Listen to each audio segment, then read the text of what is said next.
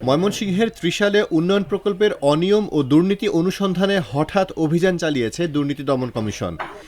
এতে উপজেলার স্থানীয় সরকার প্রকৌশল অধিদপ্তরের কার্যালয়ের কর্মকর্তা ও কর্মচারীদের মধ্যে তোলপাড় সৃষ্টি হয়েছে।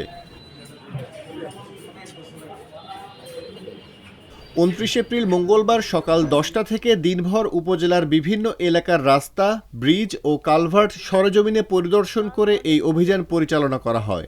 সকাল ১০টায় ত্রিশাল উপজেলার স্থানীয় সরকার প্রকৌশল অধিদপ্তরের কার্যালয়ে হানা দেয় দুদক এনফোর্সমেন্ট টিমের ৩ সদস্যের একটি দল।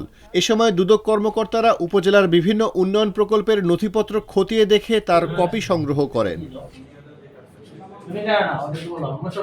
দুদকের এই এনফোর্সমেন্ট টিমের নেতৃত্বে ছিলেন ময়মনসিংহ দুদক কার্যালয়ের সহকারী পরিচালক রাজু মোহাম্মদ সরোয়ার হোসেন।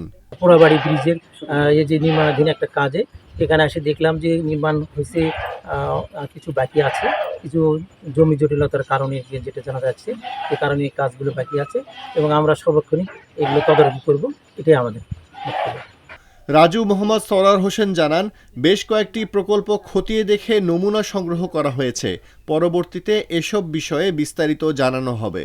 এগুলো আমরা যেটা রাস্তার ব্যাপারে আমরা মেজারমেন্ট করছি এবং ওখানকার সেগুলো আমরা যে কতটুকু ওখানে যে বালি এগুলো আছে এগুলো আমরা সেগুলো মেজারমেন্ট করলাম।